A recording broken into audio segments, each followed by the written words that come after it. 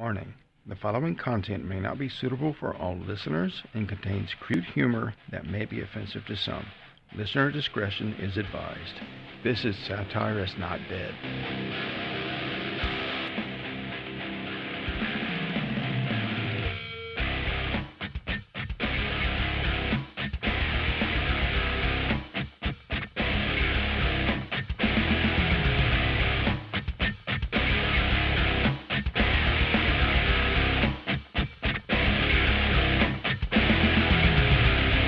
I know this podcast has been a little filthy, a little racy, a little randy, and I just want to apologize because it's about to get worse.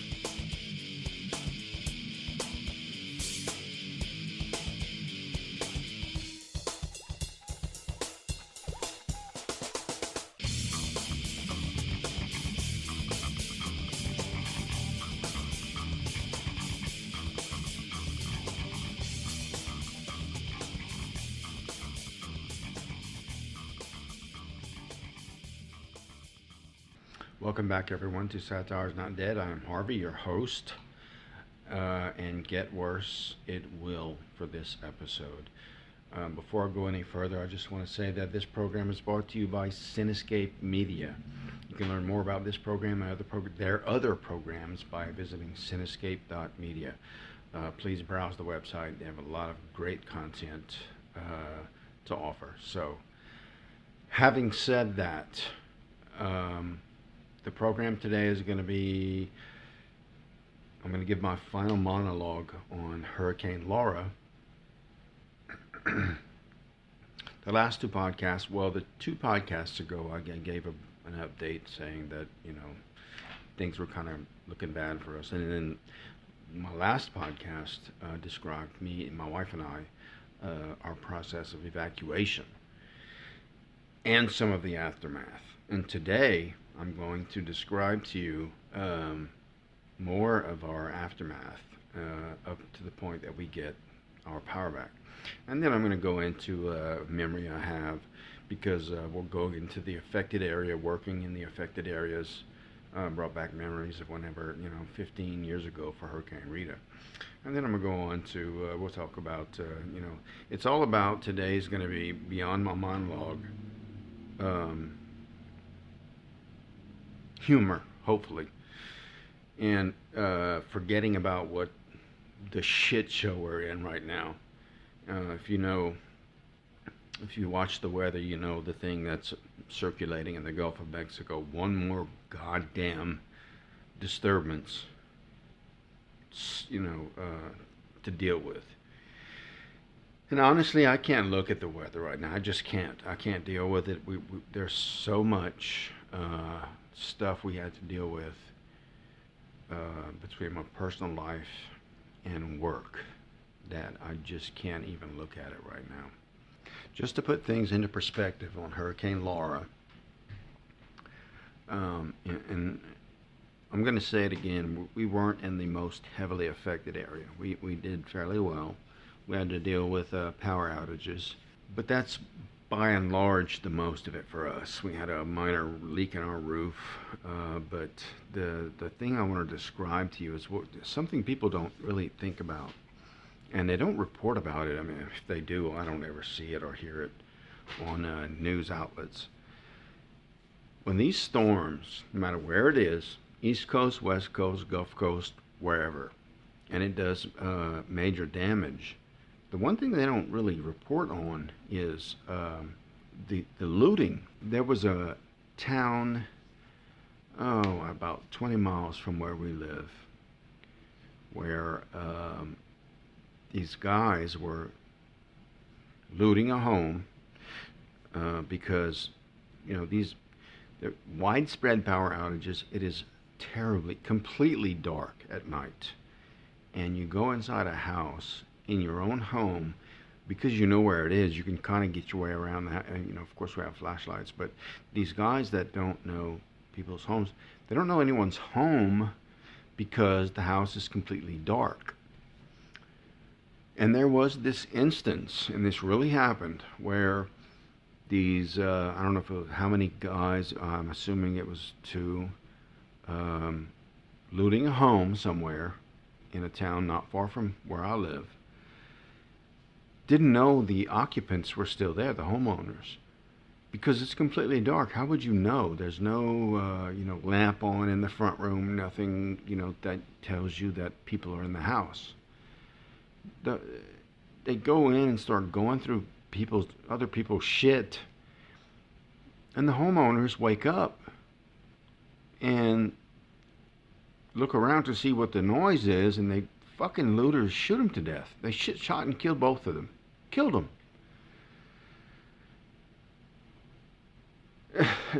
And as soon as we heard about this, as soon as I heard about it, where we were in our post-hurricane process was we lost power for, I don't know, 4, 5, 6 days. I don't know.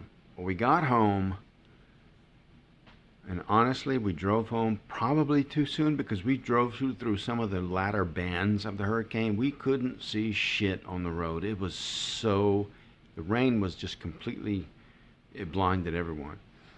How we didn't get rear-ended or run into a ditch, I don't know. So we get back, and it was a mad dash to, get the generator set up, run cords to save our freezer, to save our refrigerator, and get some fans running and try to alleviate some of because after a hurricane, it is in Louisiana, even if there's no hurricane at night, it takes all night just to get the fucking temperature down to like 79 degrees. So it's not comfortable. So we come back in, do all that. I end up going back to work immediately the next day because of the work on the profession I'm in. We were in the service industry, and we had to. They needed me. We had to get out and get going. But we have a camper in the backyard, and it's not this big old fifth wheel pop out thing. It's a pop up camper. It's like sleeps 5 adults comfortably. So we're like, well, we'll just we'll pop it out, set it up. And it has an air conditioner in it. So we figured, yeah, let's just camp out in the backyard. We got the generator and it'll run the air conditioner, and everything's hunky-dory. It'll be our first camping experience because we inherited it from my father when he passed. Well, we found out it fucking sucks when you can't pick the time of year you go camping. It was just so miserable. It was like one of those things where you lay in there and it's just everything's so humid and the air is just not moving. We had fans, of course, but there was an enormous learning curve that we had to go through to use this camper. So it sucked, but regardless, we slept that night in our camper, and then the following night, our daughter and son-in-law got their power back across town. So we would go sleep in their front room so that we could be comfortable, and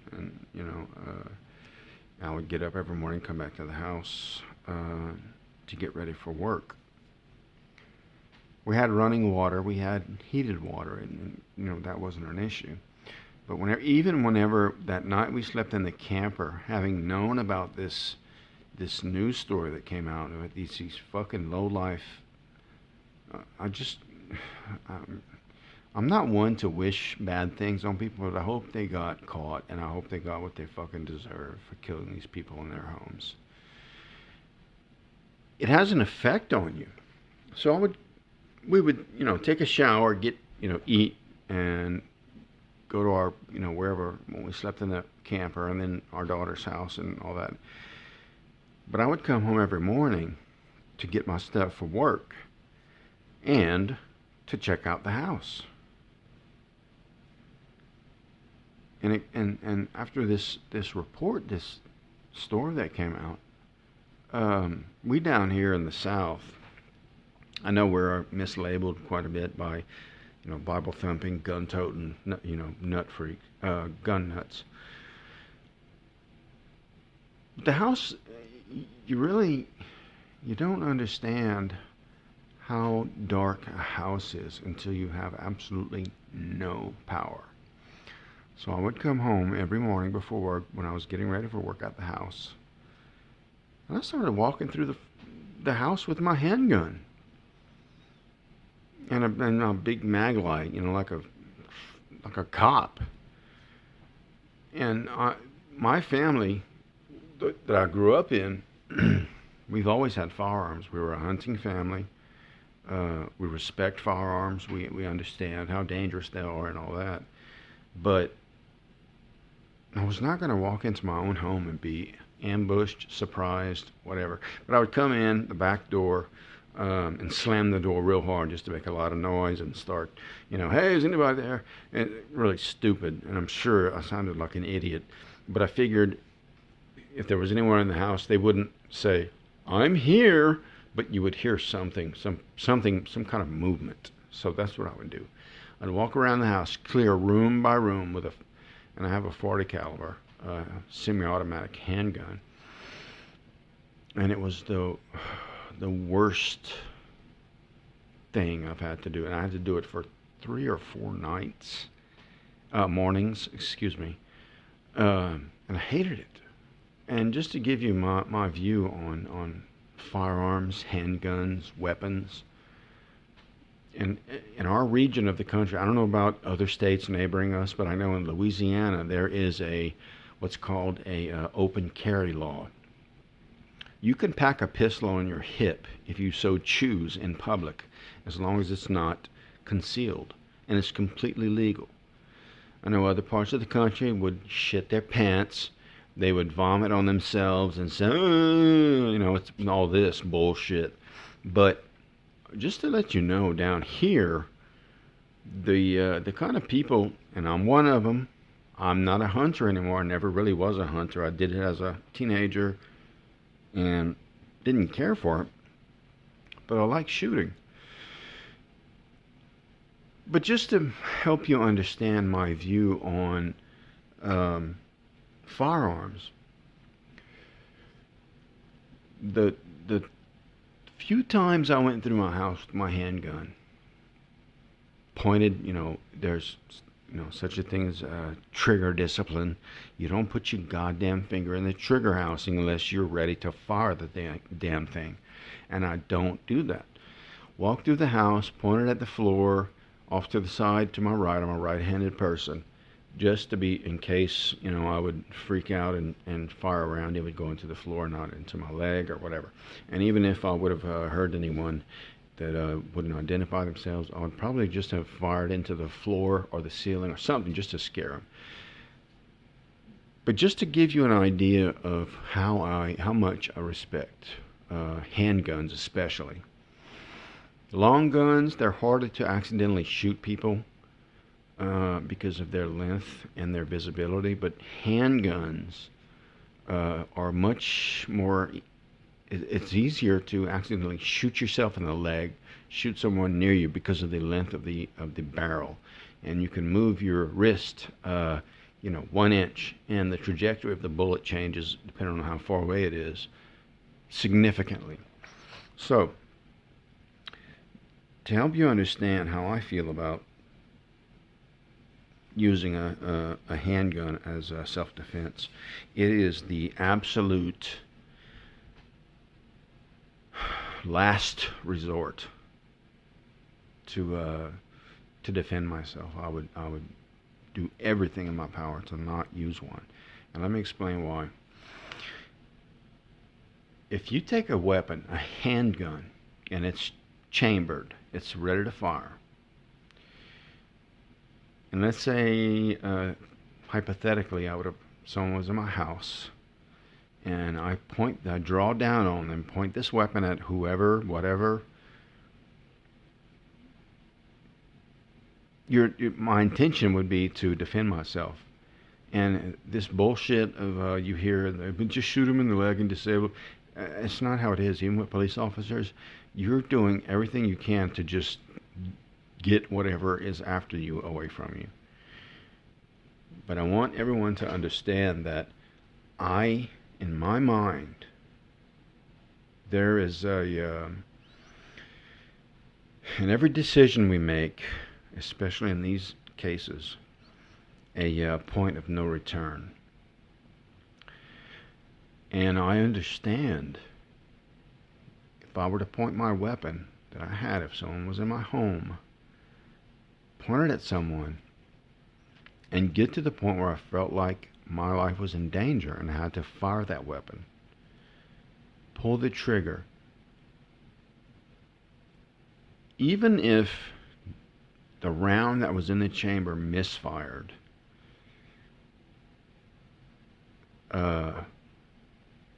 or even fired, it would change you forever. It would change me forever.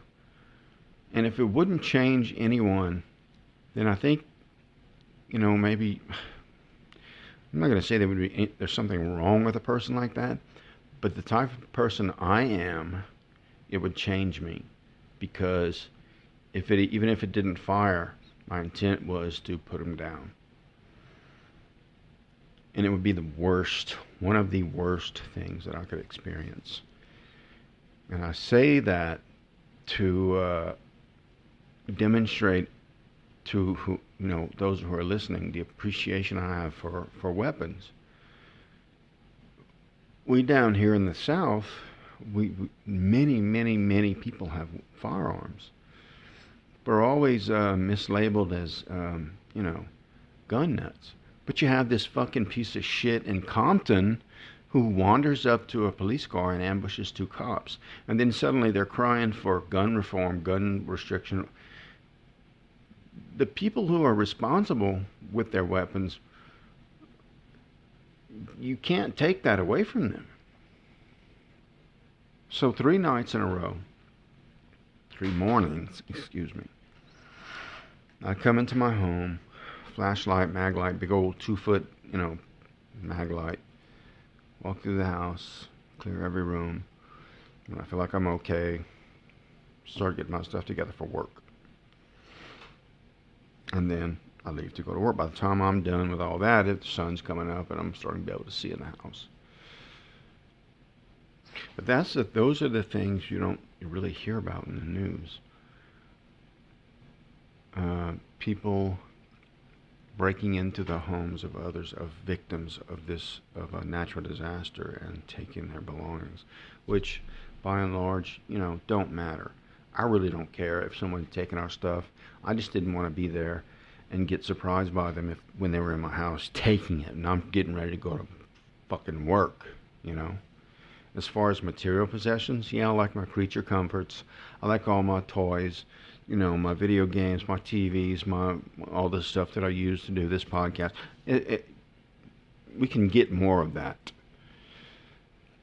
But I did not want to be surprised by some fucking meth heads looking to... And what are you going to do with it? During a natural disaster, where are you going to go? There's no power. You can't drag shit to a fucking pawn shop and get some money for it. You'd have to travel 60, 70, 80 miles away to get any money off of it, and then they would know. People, this kind of stuff is, these assholes, they don't think it through. Which is kind of pointless to say, but that was my experience after coming home and getting up to go to work every day. Not long after that, we got power back and started to really straighten things up and get back acclimated to our home. And life has not felt normal since. It's been an absolute nightmare. And I described on my last podcast, there's this thing brings out the best in some people and brings out the absolute worst in others. And it really does. And so we've been working in affected areas. Not me, not so much as my other coworkers, but still, some of my territory, I'm seeing it. There's people, it's just heartbreaking. I'm not going to get into it because it's depressing, but going through these areas, what's happening now in some of the areas is the rebuilding is starting to happen. You see carpenters, construction crews starting to put the pieces back together. And I remember for Hurricane Rita, I was a carpenter in Lake Charles, a residential carpenter. We worked for a home improvement company. And once we got back in, because even then, the company I was working for was considered an essential service. So they allow us back into these areas to help people out. And one of the, you go in there, all you hear every day for I don't know how long are chainsaws and generators. And you show up at these places, you do what you can. The first thing we do is go through and help our customers tarp their homes and kind of keep the rain out to slow down the damage, or not exacerbate it, let it get exacerbated unless in case they have another shower or thunderstorm or whatever. And then we would start gutting the house, taking the wet sheetrock, wet insulation, and all kind of, and this fucking miserable, absolutely miserable. It was hot, humid, no power.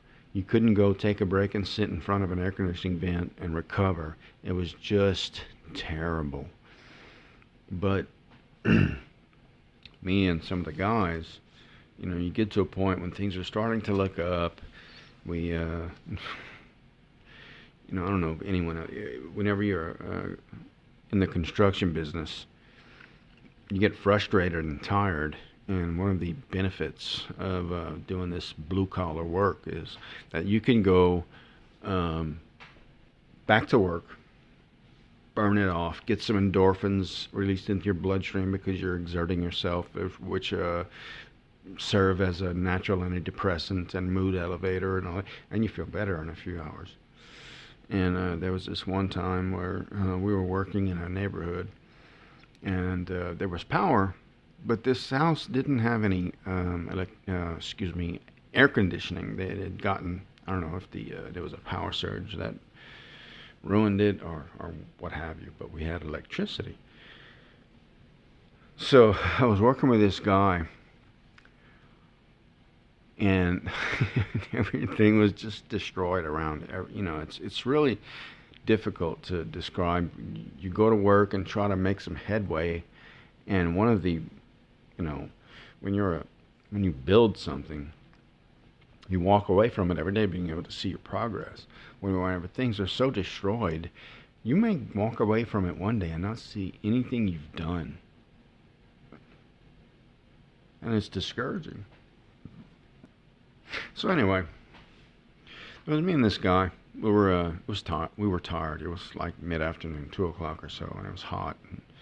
And, we were taking a break outside, standing behind the back of the pickup truck by the tailgate. And when you're guys, even girls, I don't know if they do it when they work together. People do it all the time, and no matter what profession you're in, you take shots at each other just to kind of lighten the mood and mess with each other. Just to the generation before me called it one up, and I don't know what it's called now. It's just you mess with each other to make each other laugh. And there was was this one afternoon, 15 years ago, I would drink coffee all day, every day. I was a much younger man, and I could drink coffee all the time and it not have any effect on me. I'd use it as I didn't do those stupid 5-hour energy things. I would just drink a cup of black coffee. And so we took a break, and I went out to my truck to get my cup of cold coffee that I would leave a big, insulated glass in the truck and drink, I don't know, 8 ounces out of it whenever I wanted a boost. And the guy I was working with, when he saw me pull the container out of the truck, he does this thing with his index finger and middle finger or second finger, and extends his left arm and starts slapping the crook of his arm like they do whenever they want to draw blood from you and make the vein pop, and show up a little. And he was like, "You want to just tap a vein or what, you junkie?" And it's a harmless joke, a harmless shot. But it it was hot. I was tired, and it wasn't late enough in the day that I was starting to feel good about, getting off of work, and it annoyed me. So, at this point in the story, I'm going to tell everyone, if you're listening, further than this, if you don't want some really inappropriate image burned into your brain, you might want to turn the volume down for a bit, because what I'm about to say is very inappropriate. It's not, I guess it is explicit, but regardless, this is your warning. When he did that, it annoyed me. And I wasn't like highly offended where I was like, fighting mad or anything. So I was like, okay, you want to take shots? I decided to rummage through my brain and just whip out the nuclear warhead of all the insults I could think of. I said, yeah, that's funny. Hey, tell me something. When your boyfriend goes off in your mouth, does it come shooting out of your nose, or does it just go straight down your throat? Oh. Oh.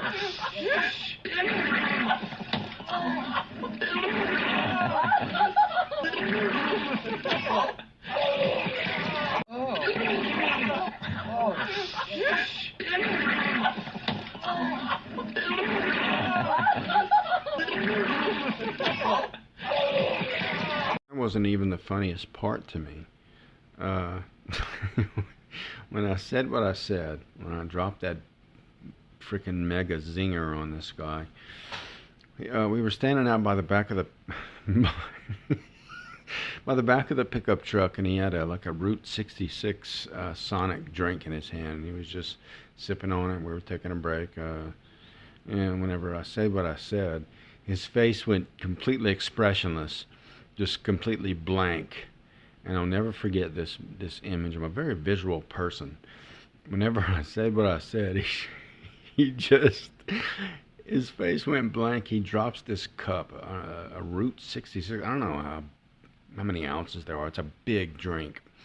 He just drops it out of his right hand. It goes straight down to the pavement. Hits the bottom of it hits square with the pavement. The cup ruptures on two sides, and the cola comes shooting out of both sides, and the cap and the straw fly off, and the cola comes gushing out of the top. And he walked back in the house and went to work. He didn't say a word. And so we both had, cola all over our boots, and I eventually walked in after him, and he was doing whatever he was doing. I said, "Okay, we're good, man, or what?"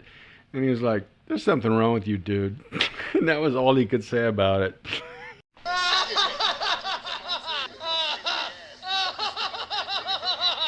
And I said, "Fair enough, but that doesn't answer the question I just asked you outside."